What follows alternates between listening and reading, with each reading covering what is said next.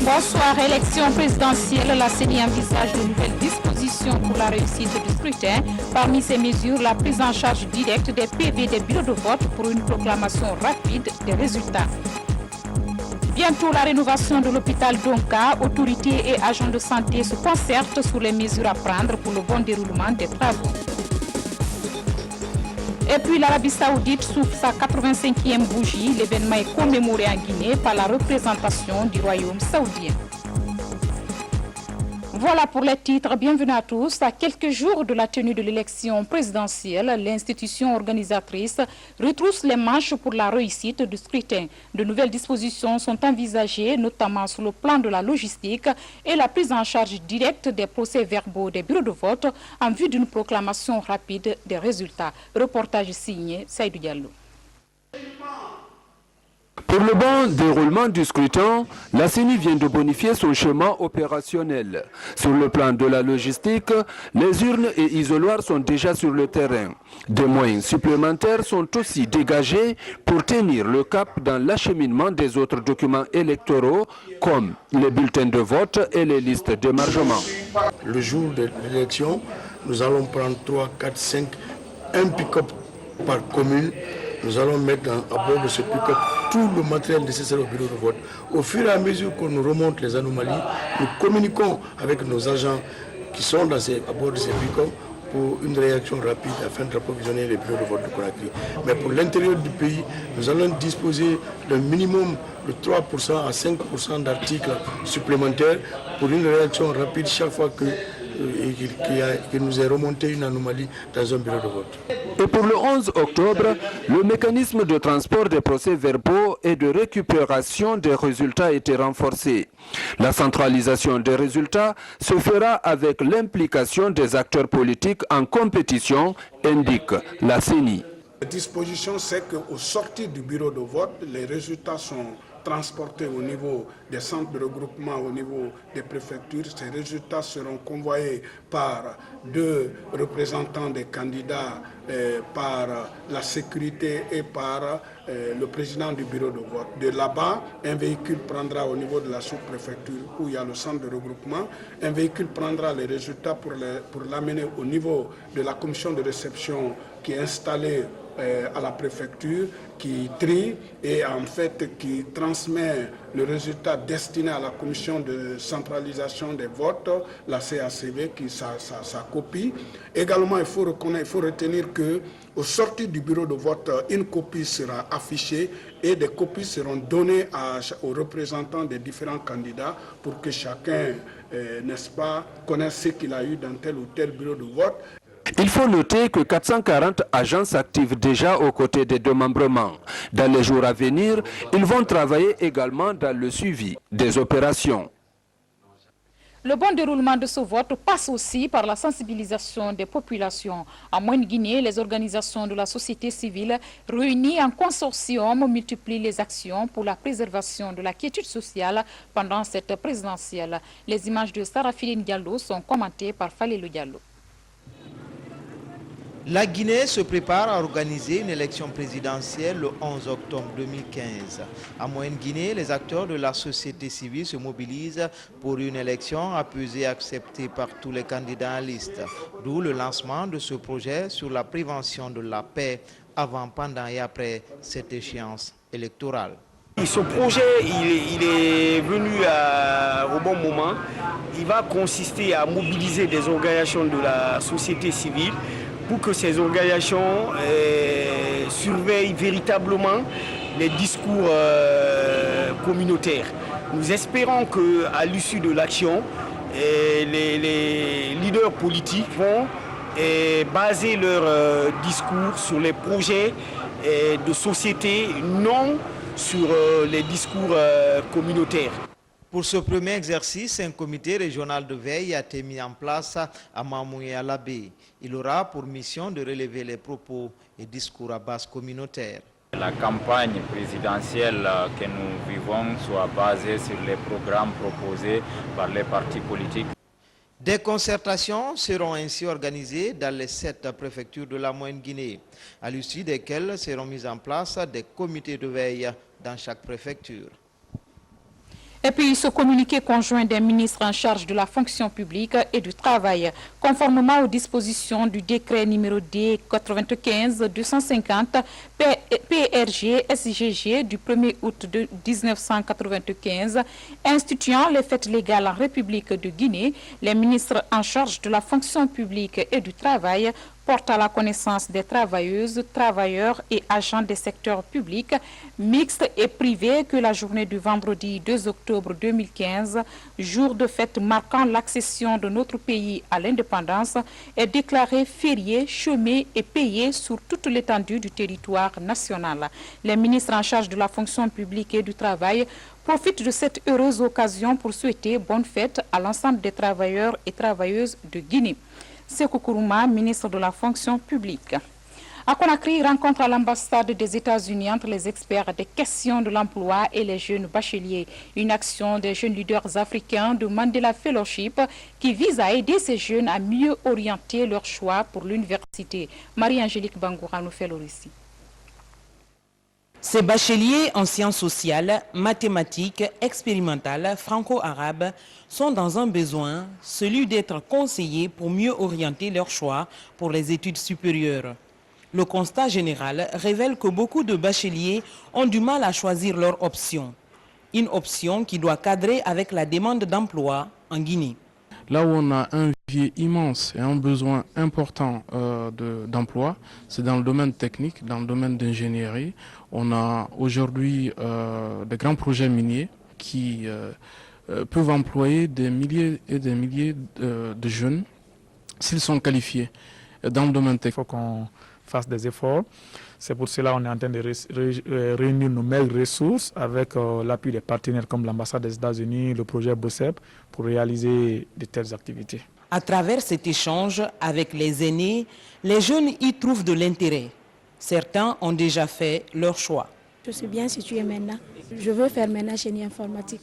Il faut rappeler aux jeunes bacheliers de choisir leur filière par conviction et non d'accepter de venir à l'université parce que leurs amis leur ont dit de faire tel choix ou leurs parents. Mais il faut bien concevoir le thème pour aller chercher de l'emploi. Il faut bien travailler. Cette initiative des jeunes leaders africains interpelle tous les jeunes bacheliers de Guinée à revoir leur choix, comme pour dire qu'ils ne perdent rien en s'informant ou en demandant conseil à leur entourage. Un autre rendez-vous avec ces jeunes est prévu à la Blue Zone de Kaloum demain jeudi 1er octobre. Santé et environnement se joignent avec la présentation du rapport intitulé Virus Ebola et fragmentation des forêts en Afrique. Ce rapport a été présenté par le ministère de l'Environnement, le PNUD et l'ONG Guinée Écologie. Selon cette étude, il existerait un lien entre la destruction des forêts en Afrique et l'éclosion des épidémies. Plus d'informations avec Abdul Karim Kamara. Avec la dégradation progressive des forêts, tout porte à croire que l'Afrique court aussi des risques sanitaires. Ces acteurs des questions environnementales prennent connaissance d'un rapport de restitution. Rapport selon lequel les forêts fragmentées à travers leurs réservoirs sauvages entraînent la naissance des épidémies comme Ebola. Cette étude ne couvre pas que la Guinée, mais couvre les 3 pays de la Manu River Union, le Libéria, la Guinée et la Sierra Leone. Méliandou n'est que l'un des 7 cas. Or, dans 6 des 7 cas, la probabilité a été établie du lien entre la fragmentation des forêts et l'apparition du virus Ebola. Donc nous ne sommes pas les auteurs de ce rapport, mais nous soutenons toute initiative qui vise à appuyer la recherche dans ce domaine, dans la mesure où il est très vraisemblable qu'il existe une corrélation. Ils ont montré les indices, si ma mémoire est bonne, on est sur à peu près 80 à 90% des sites Ebola sont des sites où l'on constate une déforestation massive. L'étude est réalisée par Environmental Foundation for Africa, soutenue par la Fondation ERM. Le ministère de l'Environnement lance un cri d'alerte pour que chacun mette l'écologie au cœur de ses préoccupations. Les efforts qu'on est en train de fournir pour mettre en place les infrastructures sanitaires, pour éduquer, de la même manière, nous devons protéger notre environnement. Nous devons lutter pour que nos forêts-là existe, continue à exister. Auparavant, cette étude a été restituée au Libéria et en Sierra Leone. Pour comprendre les relations de cause à effet de cette corrélation, le rapport conclut qu'une étude scientifique rigoureuse est absolument nécessaire. Actualité sanitaire encore avec la lutte contre Ebola. Dans la commune de Matoto, plus de 50 personnes apprennent sur les techniques de risque liées à l'épidémie. Une manière pour la Mano River Union d'impliquer les populations à la base sous la gestion du virus. Kernoun Saba. La Guinée amorce la dernière ligne droite dans la lutte contre Ebola. À cette phase de l'épidémie, il est nécessaire de mettre en œuvre les stratégies de consolidation des acquis. Dans la commune de Matoto, plus d'une cinquantaine de personnes apprennent les moyens de prévention du virus. Kadiatou Souma vient de Bessia, cité 3. Au terme de la formation, elle va sensibiliser les citoyens de son quartier sur les risques liés à la maladie. Je serai mieux outillée pour vraiment convaincre ma communauté et sensibiliser les gens qui sont autour de moi, ma famille, mes collègues et tout le monde. Pour les initiateurs, cette rencontre a un avantage dans la riposte à Ebola. C'est pour renforcer vraiment les acquis. Et ceux qui ne savaient pas ce que c'est que Ebola, ils vont l'apprendre ici, avec un spécialiste, un docteur, qui a déjà formé d'autres personnes sur Ebola. Tout le monde était mobilisé pour lutter contre Ebola, mais actuellement, on a remarqué qu'on commence à un peu baisser les gardes. Donc, c'est dans cette vision on a organisé cette formation pour dire encore aux gens, attention, c'est pas parti, c'est pas fini, ça est là, armez-vous. Cette initiative de la Mano River Union va toucher d'autres localités du pays. Son objectif est de mettre à contribution les communautés à la base dans la gestion de la maladie qui a déjà fait des milliers de victimes. Le CHU de Donka veut faire peau neuve. L'hôpital est en phase de rénovation et de réhabilitation complète des équipements. En prélude donc au lancement des travaux, autorités et agents de santé se concertent sur les mesures à prendre, surtout par rapport au redéploiement des médecins dans les autres centres de santé et une meilleure prise en charge des malades. Rose Pocho signe ce reportage. L'accès aux soins de santé primaires, une des priorités du chef de l'État. Après la construction de l'hôpital sino-guinéen, la rénovation de l'hôpital CHU Donka s'annonce. Les travaux de réhabilitation des équipements et de reconstruction des blocs R+5, R+3, le service de la maternité et la direction générale seront bientôt lancés. Les pylônes vont rester. La configuration interne a été refaite, ce qui va permettre d'avoir un hôpital humanisé. Qu'est-ce que ça veut dire humanisé? Il y aura ici plus de 100 salles d'un lit avec toilette interne. Il y aura plus de 150 salles de 2 lits avec toilette interne. Il y aura des salles de 3 lits avec toilette interne. Pour mieux embraser ce bijou et faire en sorte que les soins de santé d'urgence affectés à ces blocs ne connaissent pas un frein, la directrice générale de l'hôpital multiplie les contacts. Ce mardi, elle s'est entretenue avec le personnel médical en vue de prendre des dispositions adéquates. Tout l'hôpital national Donka va être en chantier à compter de ce jour. C'est pour cette raison que nous avons regroupé aujourd'hui tous les chefs de service et unités avec l'appui de la coordination de l'unité de gestion de projet afin d'informer largement le personnel. Ils sont suffisamment informés déjà, mais il fallait encore échanger avec eux pour définir les stratégies de mise en œuvre de ce projet. Ensuite, le plan de déploiement du personnel lui-même entre les différentes structures sanitaires de la ville. C'est pour ça que nous demanderons à toutes les populations de la ville de Conakry, lorsqu'il s'agit des urgences médicales, ils peuvent se rendre aux urgences de l'hôpital national Donka pour bénéficier des premiers soins. Mais lorsqu'il s'agit d'hospitalisation et d'intervention, ils sont obligés à partir de ce jour de se rendre à l'hôpital Ignace-Dine, à l'hôpital Kipé ou dans les CMC de Conakry, dans toutes les structures sanitaires privées de la ville de Conakry. La pose de la première pierre de rénovation de l'hôpital Donka est donc attendue lundi prochain. Les travaux devront durer 18 mois avec un financement du Fonds saoudien de développement et de la Banque mondiale pour un montant de 64,8 millions de dollars américains. Le CHU Donka est le plus grand établissement hospitalier de la Guinée. Kindia, la ville des agrumes, a pris un atelier sur l'élaboration d'un plan de communication pour la riposte aux épidémies. L'objectif visé est la mise en place d'un système efficient de communication pour l'alerte précoce et de contrôle rapide de toute épidémie en Guinée. Cheikh Sanossi Sankon, compte rendu. L'équipe de riposte contre Ebola, qui sévit malheureusement encore dans notre pays, doit donner l'exemple de la mise en œuvre des initiatives en chantier et en perspective. C'est sur ce temps de Madame le chef du cabinet du ministère de la Santé que cet atelier sur l'élaboration d'un plan de communication pour la riposte aux épidémies a ouvert ses travaux ici à Kindia. L'objectif est de faire un état des lieux de la communication avant l'épidémie, faire une revue des stratégies de communication exécutées dans cette riposte, élaborer une cartographie des interventions et identifier les meilleures pratiques enregistrées.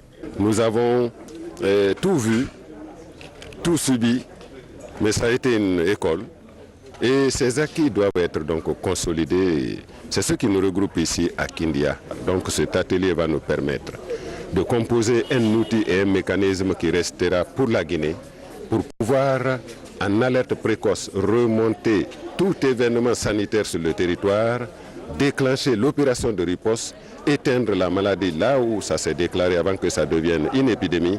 Cet atelier vient à point nommé et constitue une phase de consolidation des acquis.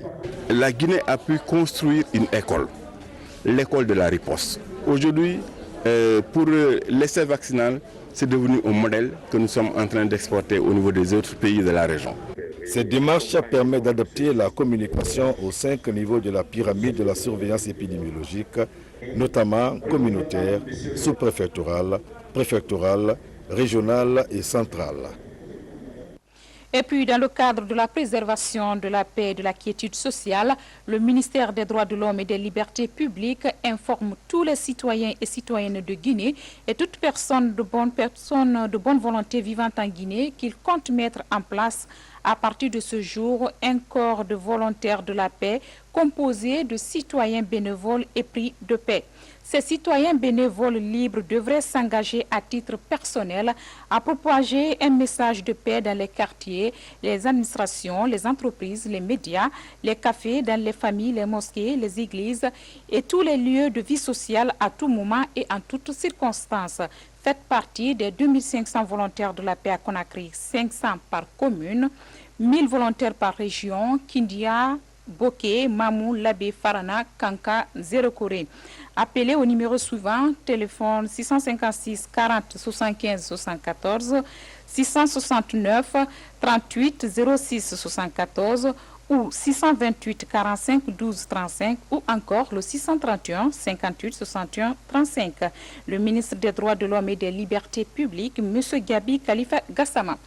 Du côté des Nations Unies, parallèlement aux travaux de l'Assemblée générale, les ministères des Affaires étrangères de la francophonie ont échangé sur l'appui que l'institution apporte à ses pays membres. Également présent à ce rendez-vous, le ministre guinéen des Affaires étrangères s'est adressé à ses pairs de la francophonie. Suivez François Loussine-Fall, il est au micro de Fatoumata Samoura depuis New York. Monsieur le Président, d'ores et déjà, la francophonie a pris le train de ce nouveau partenariat mondial qui façonnera la société de demain et qui accorde une priorité à l'éducation et à la culture, véritable levier du changement. Elle le fait déjà parce que résolument engagée dans une dynamique d'extinction des foyers de tension et de la consolidation de la stabilité dans son espace, ainsi que de promotion de l'état de droit et de démocratie. La Guinée, mon pays, réaffirme son adhésion aux principes objectifs de notre organisation qui, d'ailleurs, n'aura ménagé aucun effort pour apporter à notre peuple l'accompagnement nécessaire à la mise en œuvre de son programme de développement économique et social. L'appui de l'OIF au processus démocratique, ainsi que sa contribution remarquable à la lutte pour l'éradication de l'épidémie hémorragique à virus Ebola, le témoigne.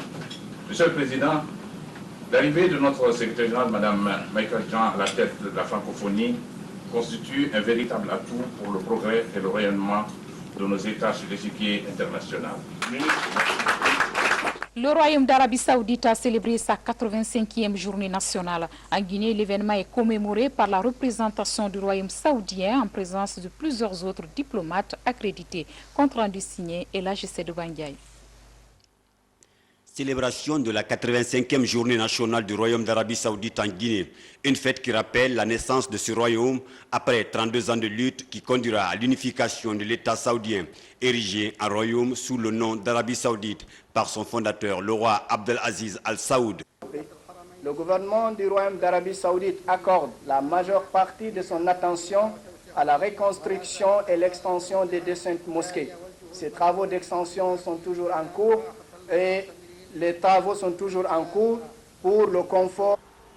Le gouvernement guinéen, représenté à cette cérémonie par son ministre porte-parole, a d'abord demandé d'observer une minute de silence à la mémoire des pèlerins victimes de Mina suite à une bousculade.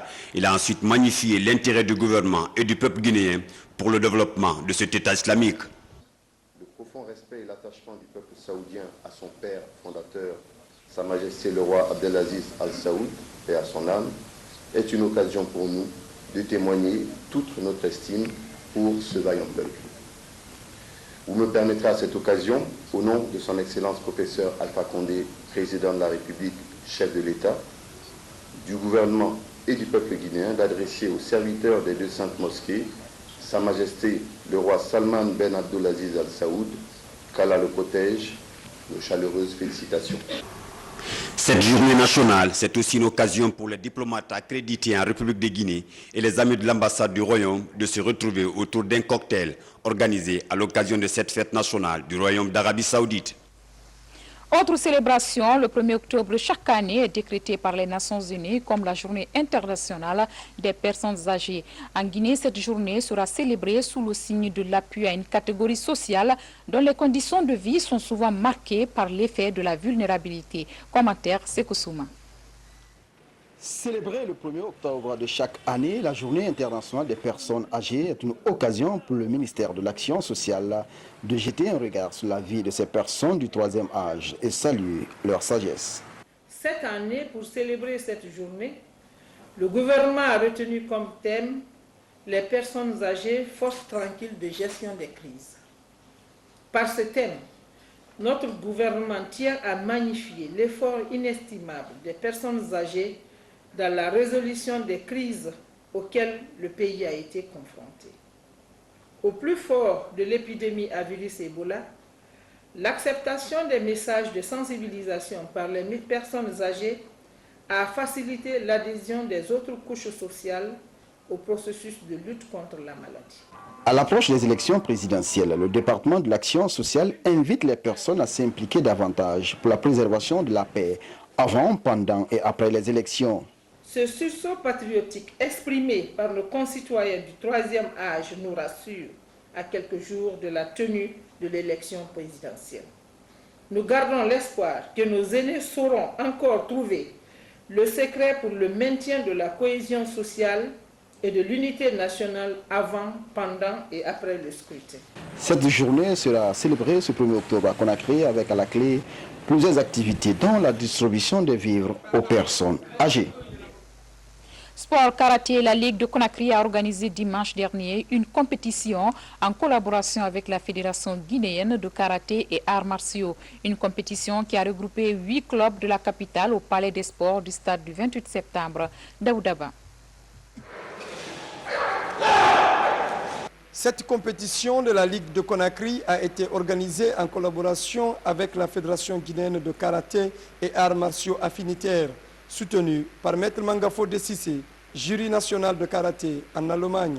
Un hommage appuyé à son Excellence Monsieur le Président de la République, qui dès l'aube de son mandat a créé depuis 1958 le ministère des Sports. Le karaté ne soit pas confiné dans des considérations de violence, des considérations de catégorie, que le karaté soit effectivement une panacée qui doit être pratiqué par l'ensemble des groupes de la population.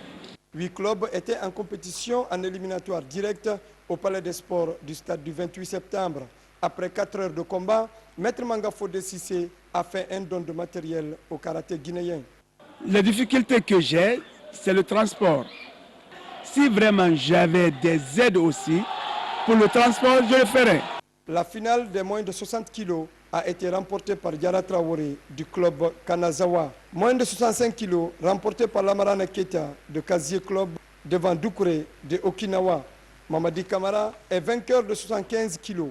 La catégorie de 84 kilos a été remportée par Alpha Omar Diallo de la Gendarmerie nationale. La remise des prix a couronné de succès cette cérémonie régionale de karaté.